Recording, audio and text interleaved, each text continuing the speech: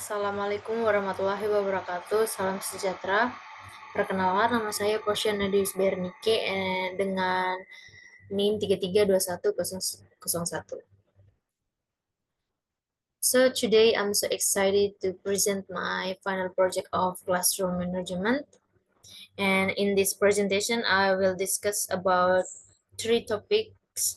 The first topic is about teaching tolerance. Second, helping students handle anger, frustration, and aggression. The last one is about disruptive behavior. In the part two, I have to solving all the problem with the classroom management strategies. So we start from the first slide.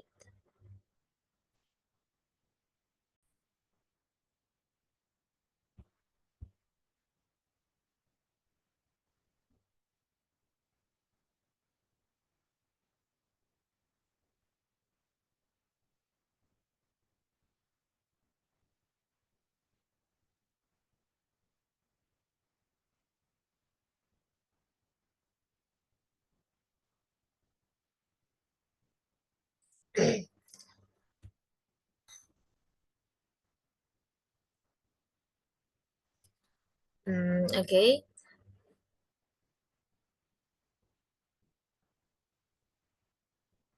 The first, we're talking about teaching tolerance. Actively learning and practicing anti-racism is essential work in the fight for social justice.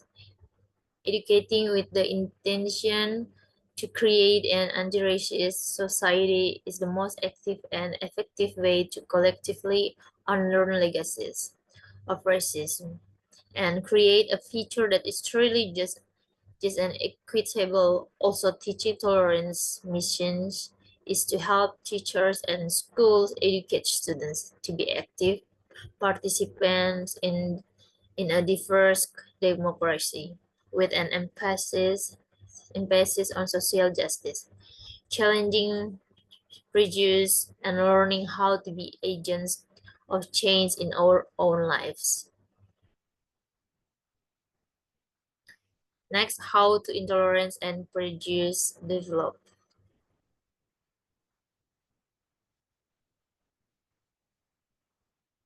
Although most research on prejudice focuses on how negative stereotypes of people contribute to intolerance, in my personal opinion, intolerance and prejudice in human essentially develop because of human nature itself.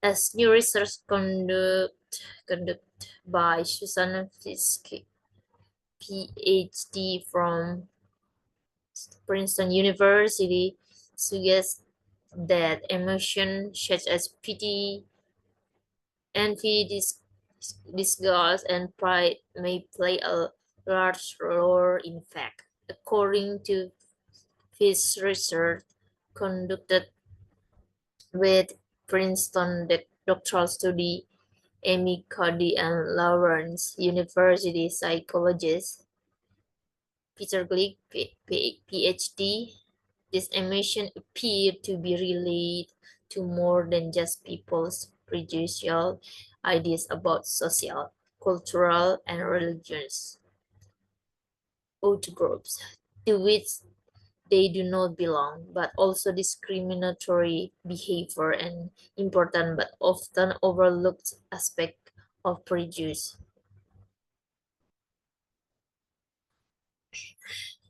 Reducing prejudice and increase tolerance.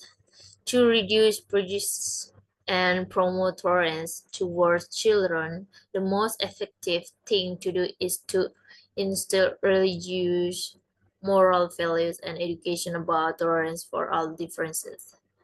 Very useful to instill in children from an early age. A sense of tolerance in students can be instilled and improved through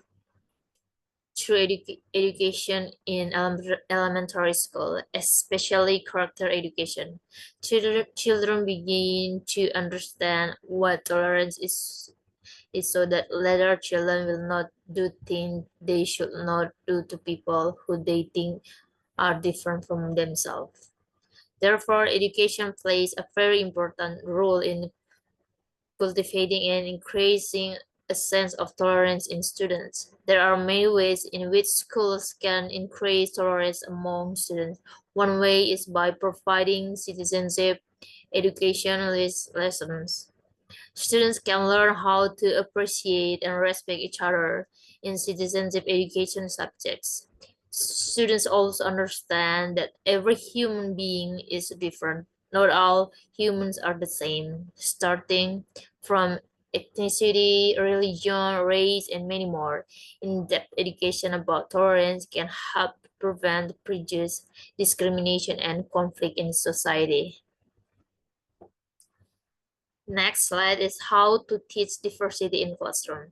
First is support professional development opportunities. Second is communicate your goals for diversity in the classroom to families. Next, be a culturally responsive educator.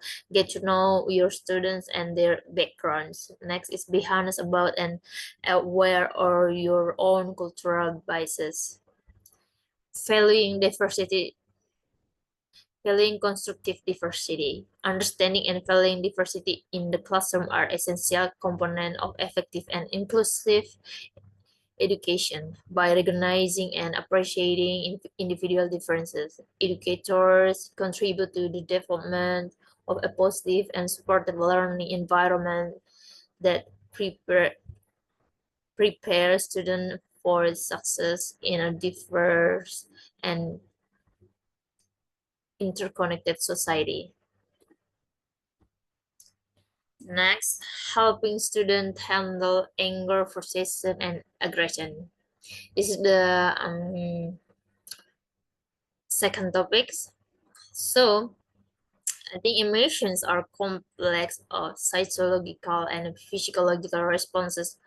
Uh, as a human, we have to the stimuli in our environment or our internal thoughts. They are part of our daily experience and influence our thought, behaviors, and relationship with others. Each emotions are really important. Each emotions serve different purpose and arise in response to different situations. Next is about the nature of aggression. Aggression in children can be a symptom of variety of underlying problems. Aggression is highly polymorphic, common to variety of psychiatric conditions, medical problems, and life circumstances. So, the essence of treating aggression is to first find out what is driving it. As a teacher, we need to be aware of the absence of aggression by children so that we can prevent conflict and behavior that is detrimental to others.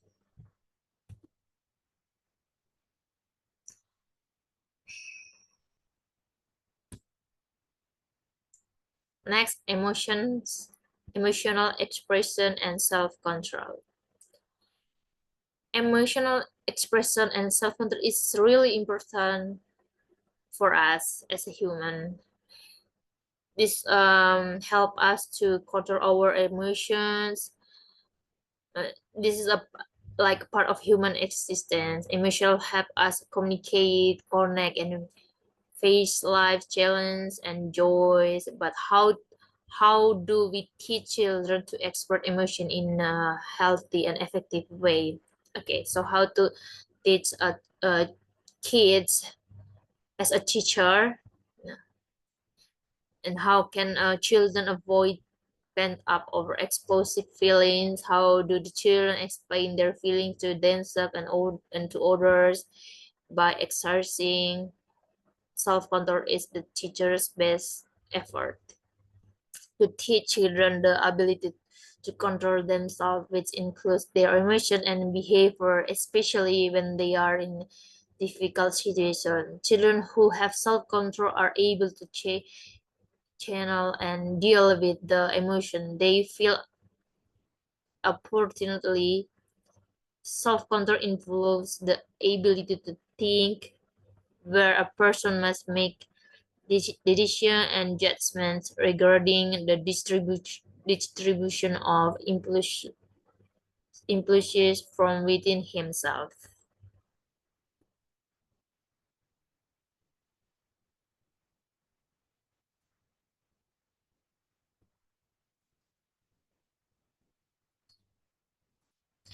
Positive way to express emotions. The first is to express positive emotions is first is permission to feel. We want children to know that it's okay to feel whatever emotion they are feeling. Try saying something like, it's okay that you are feeling frustrated. We all get frustrated. If a child is behaving in ways that are not acceptable, be sure to calmly set limits. All feelings are okay, but not all behaviors are okay. Second, listening to children. As a teacher, we have to listening to child perspective, to students' perspective as they recognize their feelings. Next, problem solving. Sometimes you need to problem solve with children, with a student in the moment for purposes of safety. Next, supportive statement. Help our students learn to label their emotion by supporting them with statements like, it's look like you are feeling sad. Okay, so I believe word may better word make make us happy, make us, it's like a medicine. Okay, next slide. Disruptive behavior. This is the topic number, the last topic. I think this is the topic number 3. Destructive behaviors.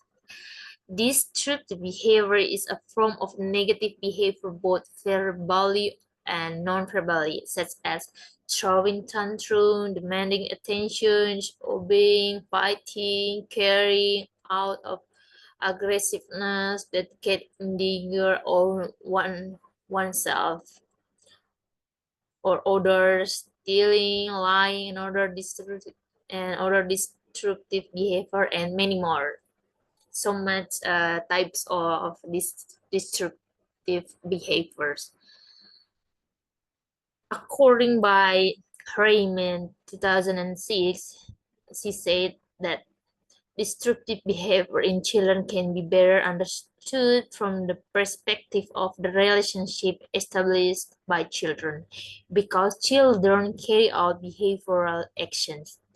Disruption can be caused by dysfunctional family factors and inappropriate relationship between parents and children.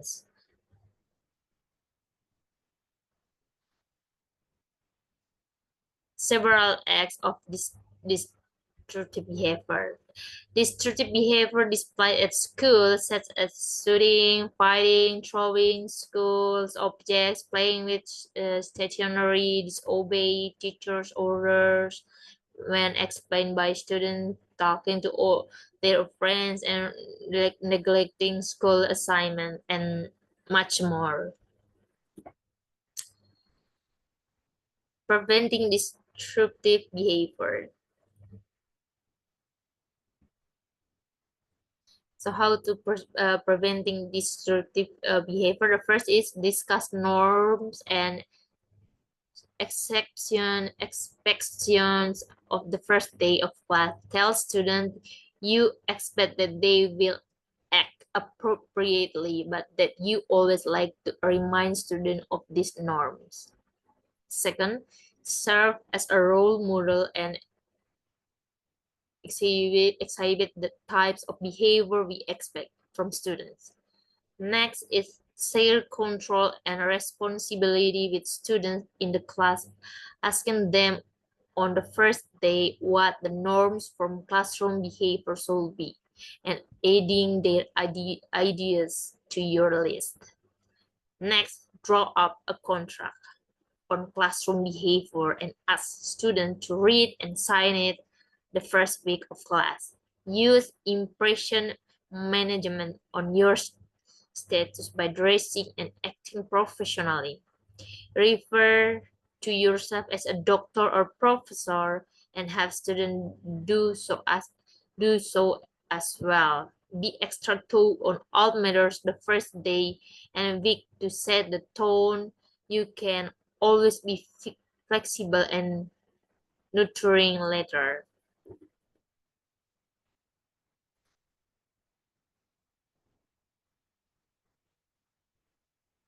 Okay, oh, this is part two. In this part two, we have to solving all the problems using the logical argumentation based on the topic discussion in meeting 9 and meeting 14. Okay, so to solving this problem, we have implementation using what is called we using um classroom management strategy. So let's learn from first problem.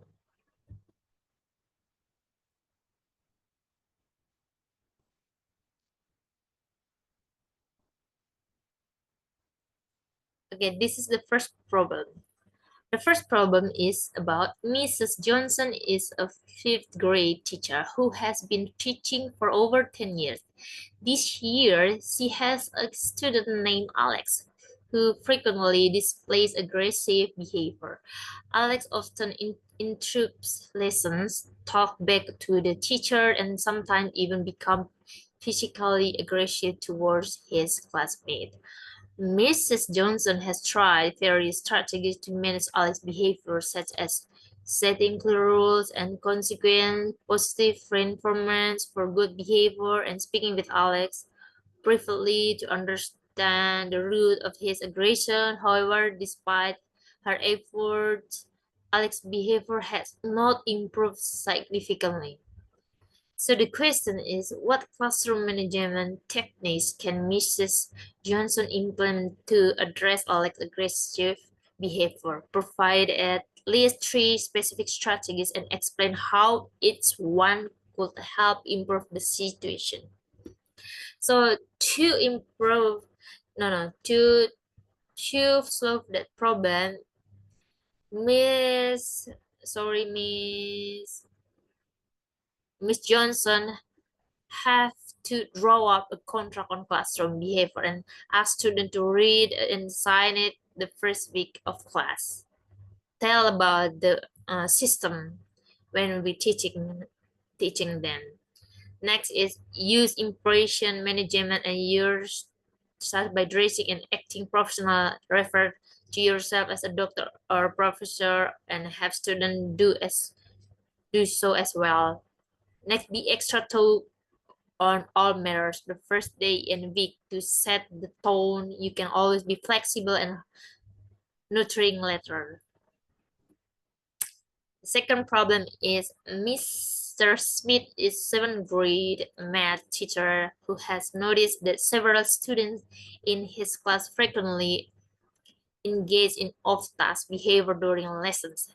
These students often daydream, chat with classmates, or use their phone instead of focusing on their work.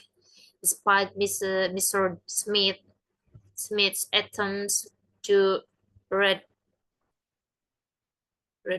their attention and provide engaging activities, the problem persists. This off-task behavior is disrupting the learn environment and affecting the overall performance of the class. Then the question is, what strategies can Mr. Smith use in encourage to ask behavior and discourage of task behavior? Provide at least three specific strategies and explain how each one could have addressed the issues. This is the thing we have.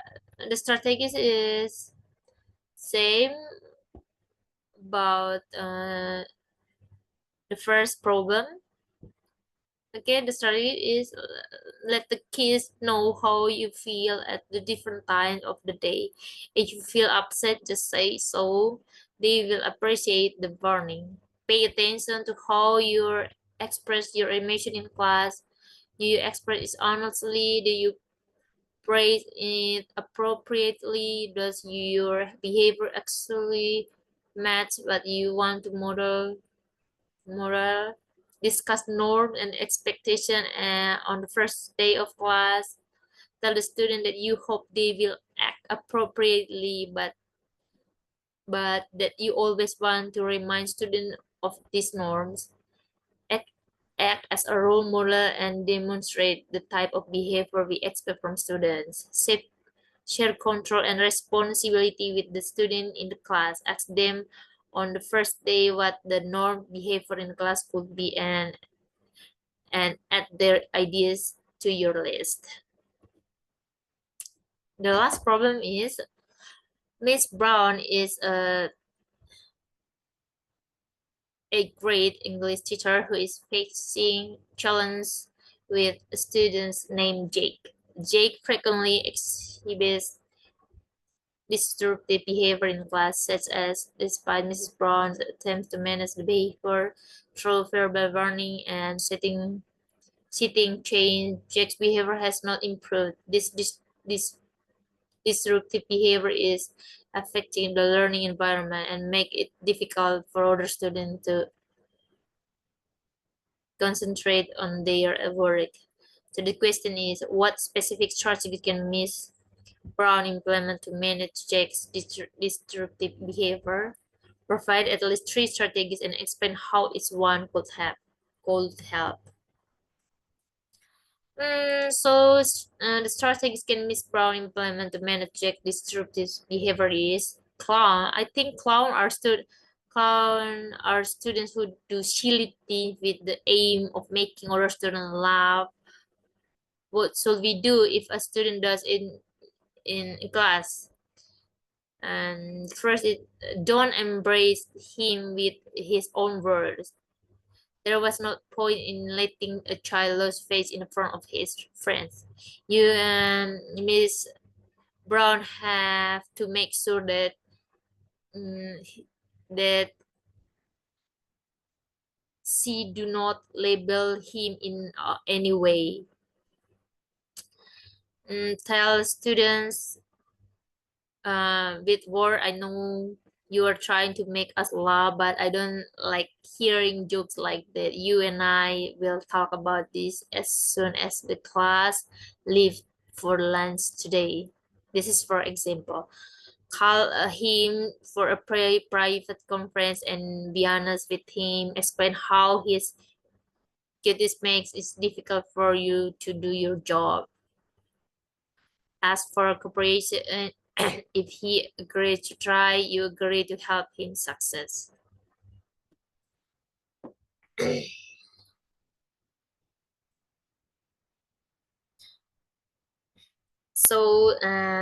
That's all my presentation today of the classroom management exam project. And I would like to thank you to you, Miss, very much, and I apologize if there are any wrong words and there are still many shortcomings in my presentation. I will gladly accept a criticism and suggestion so that in the next exam in the future I can study better. And once again, thank you very much.